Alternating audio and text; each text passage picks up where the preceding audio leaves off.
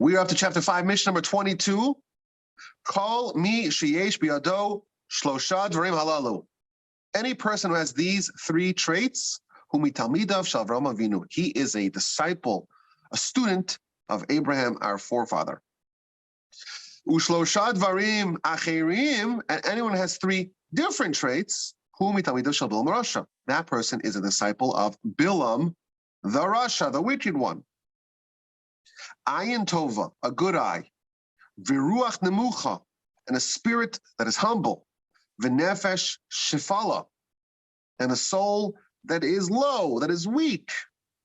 Talmidav shel Avraham Avinu, that is the markers. Those are the markers of a disciple of Abraham. Whereas ayin ra'ah, someone who has a bad eye. Ruach gavoa, an arrogant spirit. V'nefesh rachava, and a greedy soul, a rapacious soul. That those people who have those qualities are students, Talmidav shel Bilam Rasha, students of Bilam the wicked. Ma bein Talmidav shel Avraham Avinu, Talmidav shel Bilam Rasha. What are the differences between the students of Abraham and the students of Bilam? Talmidav shel Avraham Avinu, the disciples of Abraham, our forefather, ochlim b'olam hazeh v'nochalim l'olam haba. They eat in this world, they benefit from their deeds in this world, v'nochalim, and they inherit olam haba, the world to come. Shenemar, as it says, quotes a verse in Scripture, in Proverbs, lehanchil ohavai yesh, to bequeath to those who love me, yesh, a possession, v'otzrosem amale, and I will fill their storehouses in this world. Aval talmidav shebilam Rasha, but the disciples of Bilam the wicked one, yorshim gehenim, they inherit gehenim, v'yordil barshachas, and they descend into the well of destruction. Shenemar va'ata leikim to redeem lebershachas anshe damim umirma, anshe damim umirma lo yechzu yameim v'ani eftach bach, which translates as, and you, O God, will lower them into the well of destruction, men of bloodshed and deceit. They will not live out half their days, but as for me, I will trust in you. Okay, so we have a Mishnah here comparing and contrasting Bilam and Abraham, and Bilam and his students versus Abraham's students.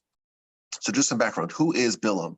Bilam is an interesting figure who appears in the book of Numbers. There's a whole parsha, in effect, dedicated.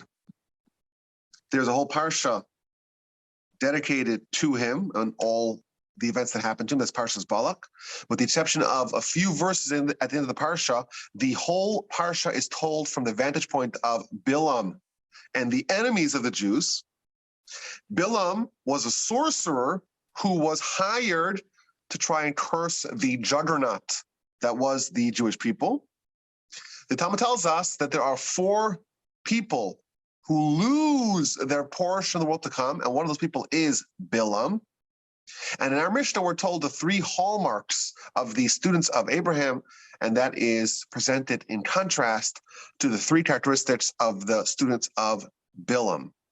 And the commentaries expand this concept by saying that all positive traits were found in Abraham and in Abraham's students, and all negative traits are coalesced in Bilam, almost as if saying that the three traits of our Mishnah, having a good eye and humble spirit, and not to be so desirous of things and materialism, those things really encompass all good character, whereas all the negative character is found in Bilam and his students. It seems from the Torah in this Mishnah that there's an emphasis to study the character of Bilam, because never in history do we have a character so corrupt and so evil, and someone who has all the negative traits that if you study Bilam, you know exactly what not to do.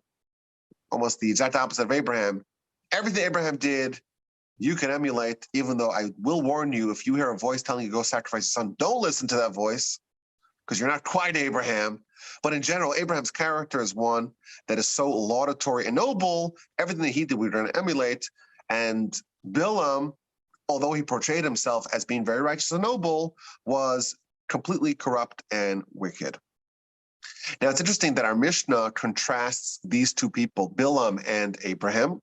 Of course, they did not overlap in their story, Bilam is the prophet of the Gentiles, and he tried to curse the Jewish people when they were being led by Moshe.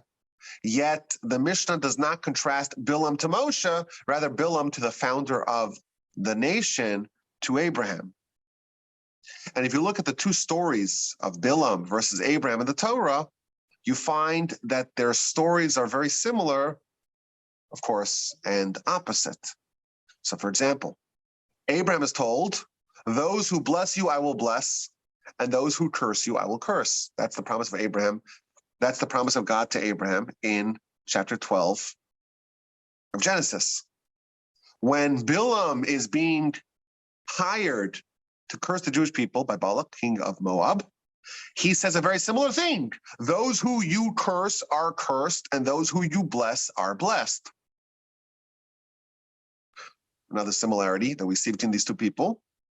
They both went on a 3-day journey, accompanied by 2 lads. They both woke up really early to do it, and they both saddled their own donkey. Abraham travels for 3 days on a donkey to go sacrifice Isaac in the Binding of Isaac episode. Bilam travels also on a donkey to go curse the Jewish people.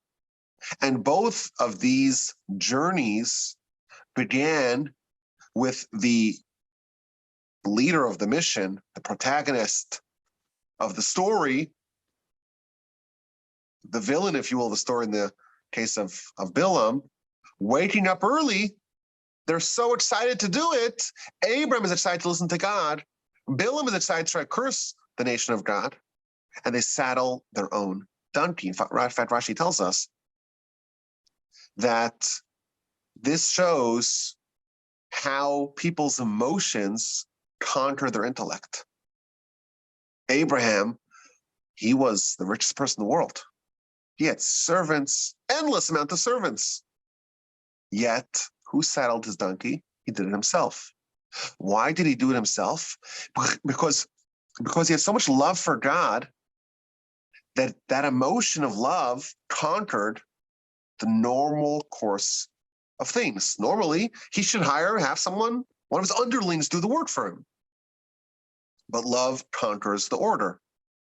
Similarly, Bilam was very rich. He too had plenty of people who would do his bidding. Nevertheless, he woke up early and saddled his own donkey, because hatred also corrupts the order. It makes people do crazy things. So they both take these very long and consequential trips, traveling with lads, and are both going to pray. And one is praying to save the people of Sodom. One is praying really relentlessly to spare his enemies. One is praying to spare the wicked. And on the flip side, Bilam is praying relentlessly to destroy the righteous, to destroy his enemy. Abraham, after his prayer is unsuccessful, he walks away. He realizes that this is a fait accompli. He cannot save the people of Sodom and Gomorrah. Bilam constantly tries to find a different place.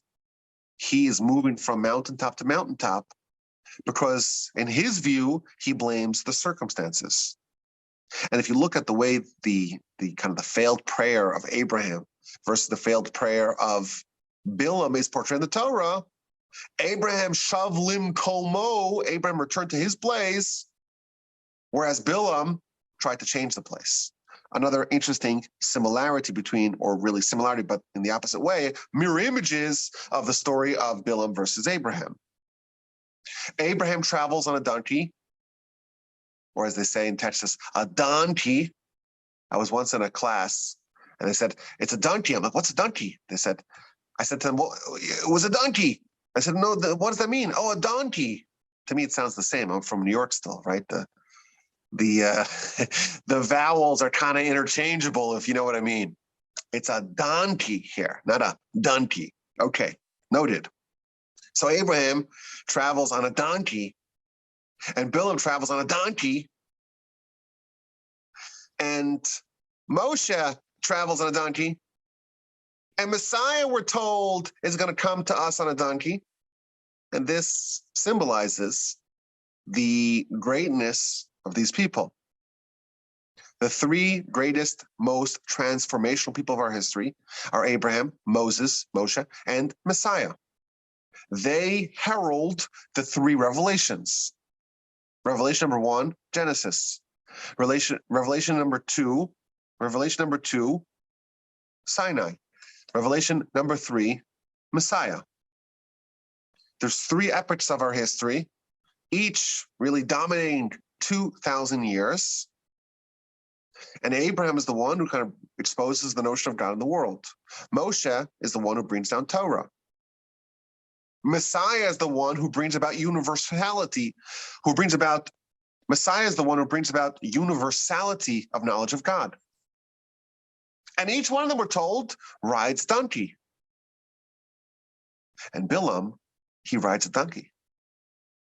Meaning that on a certain level, he was equivalent to these absolute giants.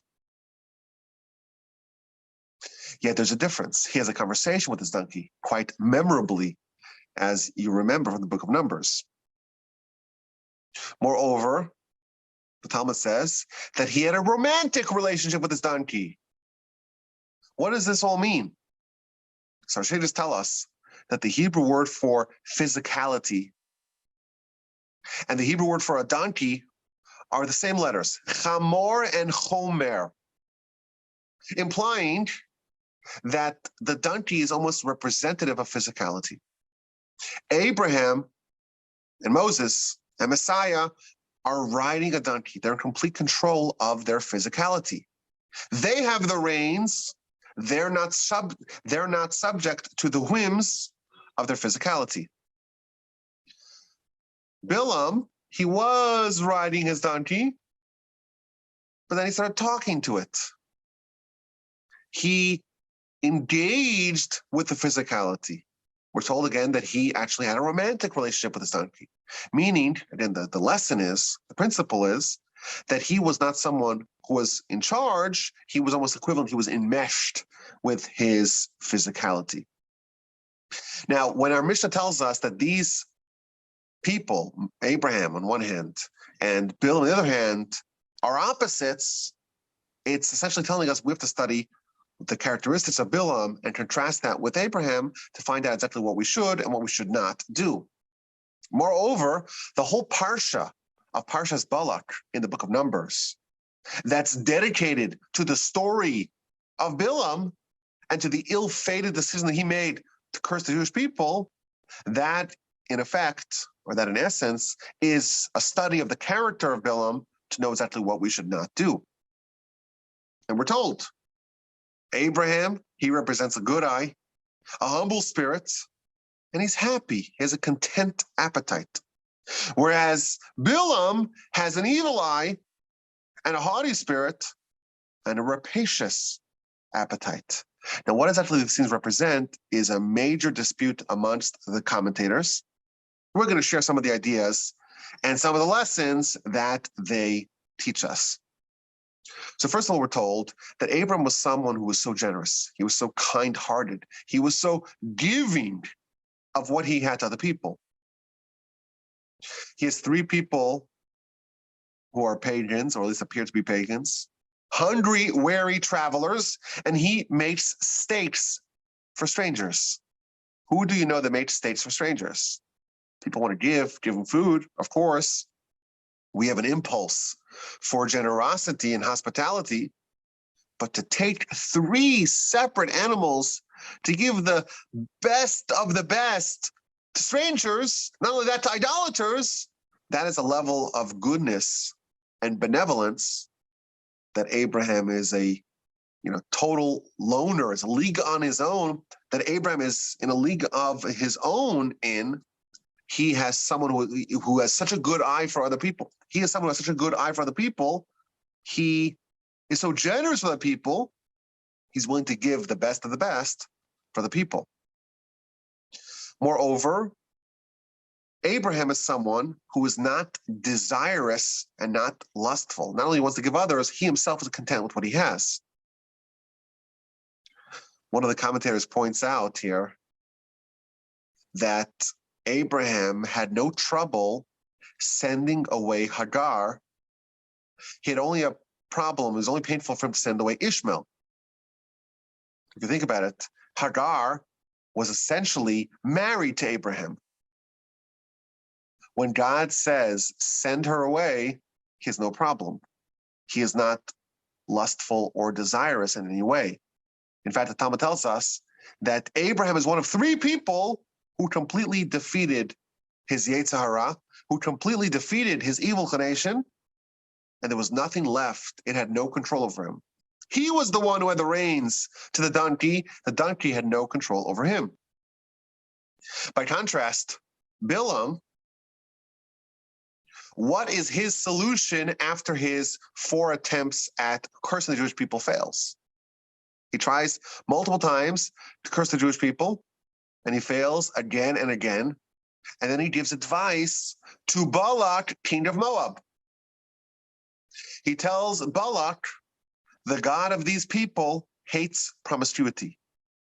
Why don't you commission the daughters of Moab and Midian to go proposition the Jewish men, causing them to sin, and once you get them to sin with promiscuity, with immorality, you now have an opening to get them to do idolatry as well. And once they lose their kind of divine shield, then they are vulnerable to whatever you want to do to them.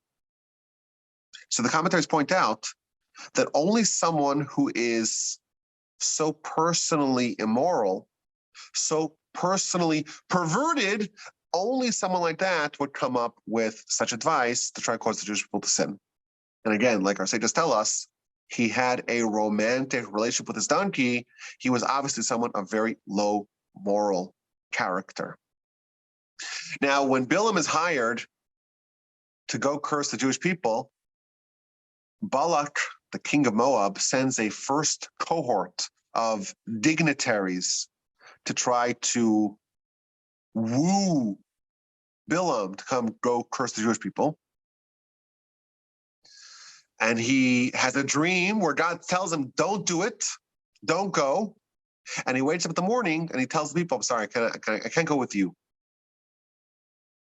I can't go with you, implying because you are not dignified enough, you're not respectable enough.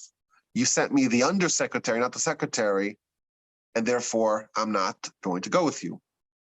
And therefore Balak has to send another cohort of even more important dignitaries to try to woo Bilam. Part of the character of Bilam is that he would only associate with the highest people. He had what we would call today classism. Who do you associate with? You're a small person. You're not wealthy. You're not powerful. I don't see you. I look right over you. That is the characteristic of Bilam. Who does Abraham interact with? The low people, the simple people, the hungry people, the weary people, the travelers, the stragglers. Abraham is someone who does not have this haughty spirit of saying, oh, only the most important people am I going to deal with. Abraham wants others to flourish. He's happy with their successes. The way he relates to his enemies is quite noble, whereas Bilam, he prays for the destruction of the Jewish people. Abraham has no envy. Abraham is not desirous of things. When Abraham has an opportunity to amass all of the whole world's wealth, he spearheads the victory of World War. All of the booty was his. He could have essentially conquered all the wealth and power of the world. And he responds, I don't want not a string or a shoe strap of this booty. He's not desirous of physical things. He's not interested in materialism. Whereas Bilam, he has a rapacious desire for other people's stuff. When he tells the people he can't go with them, he says, if Balak will give me a palace full of gold and silver, I cannot violate the word of God. Rashi tells us that this shows us how much he actually desired wealth and power. I am, in fact, worthy and deserving of having a palace full of gold and silver. And that is the characteristic of Bilam. Now, one of the commentaries here says something very fascinating. He says that what indeed is underpinning the differences between Abraham and Bilam. Abraham is someone who he's very happy with his lot. Whatever he has is good. Other people he wants to give more to. He wants to benefit other people as well. He's not envious of the goodness of other people. Where does this come from?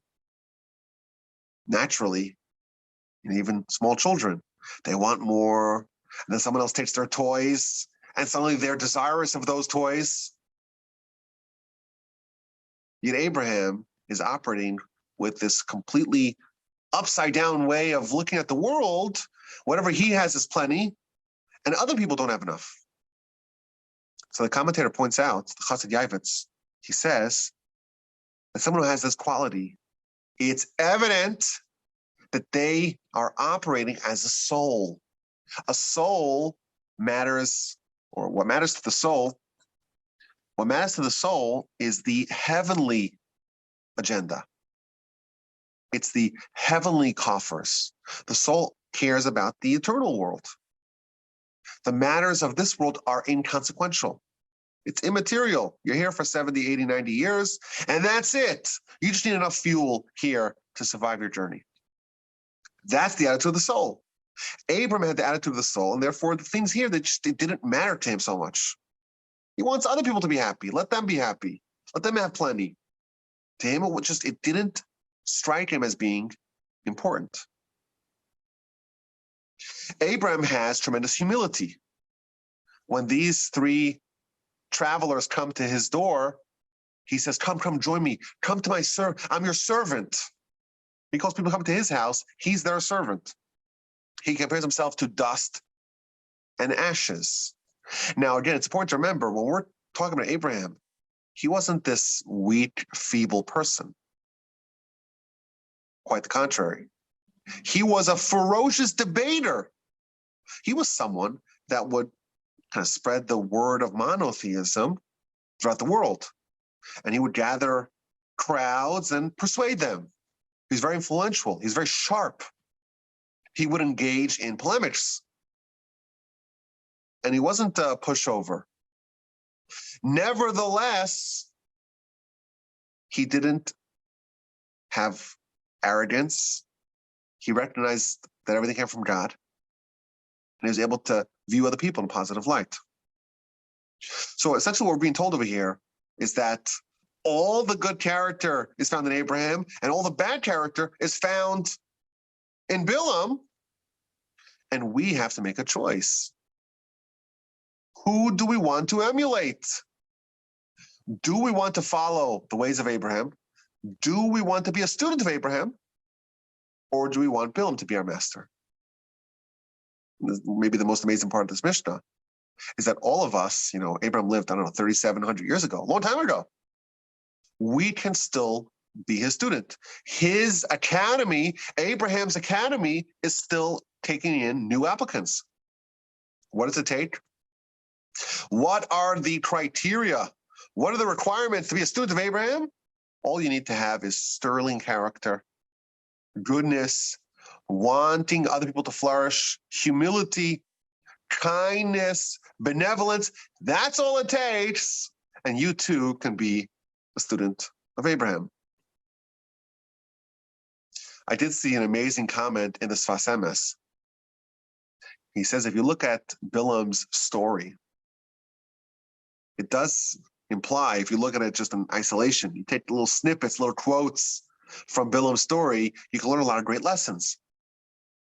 For example, he exhibits faith. He exhibits submission to God. He says, I can't do anything against the will of God. I'm powerless against God. Whatever God puts in my mouth, That's what I shall say. If you read these quotes in isolation, you say, wow, Bilam's a really great guy. What an amazing person. What valuable lessons we can learn from Bilam. And you know what? That's true. The content of a lot of the things that Bilam said are just, are correct. But you have to be very careful who your teacher is. Just because the content of the message is good, is proper, is correct, if Bilam is your teacher, you will inherit Gehenna. Our sages tell us that, in fact, this is what we just read recently in the Haftorah from the book of Malachi. V'torah yivatshu mipihu, pi malach Hashem sarkosu. Who should you seek Torah from? Someone who is as righteous and as kind and as pious as an angel. If someone's like that, if your teacher's like an angel, then you study Torah from him. If your teacher's not like an angel, then you don't want anything to do with him. You don't want to learn in the academy of Bilam, because yes, the lessons themselves may be accurate in isolation, but that is a fast path towards arriving at a very dark place. What are the results of these academies? Where do the students of Abraham end up? And where do the students of Bilam end up? Bilam, we're told the students of Bilam end up in a well of destruction. These are men of bloodshed and deceit. Not a good place to be. Whereas the students of Abraham, they flourish in this world, but of course their ultimate reward is in the world to come. Now the verse that our Mishnah brings is Lahanchil le'ohavai yesh. This is a verse like we mentioned in Proverbs chapter 8. God will bequeath to those who love him yesh. Yesh means a possession. Says the Mishnah at the end of the book of Uksin. In the future, the Almighty will give every tzaddik 310 worlds. The reward for the righteous, every righteous person, is 310 worlds. So a whole world.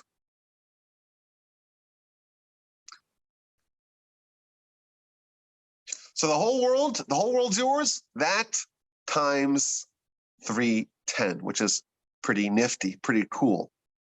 And every tzaddik is going to end up with 310 worlds. Why is there a specific number, 310 worlds? Where does that number come from? So one of the explanations is, how many mitzvahs are there? If you count all the mitzvahs in the Torah, how many mitzvahs do you have? You have 613. We know the number. If you want to break into the torch center, you can look at the number is 613. And if you want to break into my computer here at the torch center, then the passcode is 613. And the iPad at the torch center, the passcode of that is 00613. If I can ever find it, because it's missing now, if I can ever find the missing iPad, that's the punch code that I would use to unlock the device. So now you know all you need to know to come break into the torch center.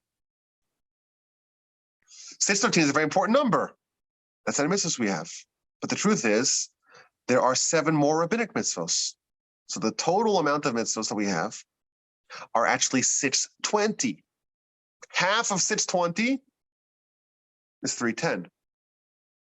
A person who's righteous does all 620 mitzvahs and therefore merits 620 worlds, because every mitzvah is a whole world.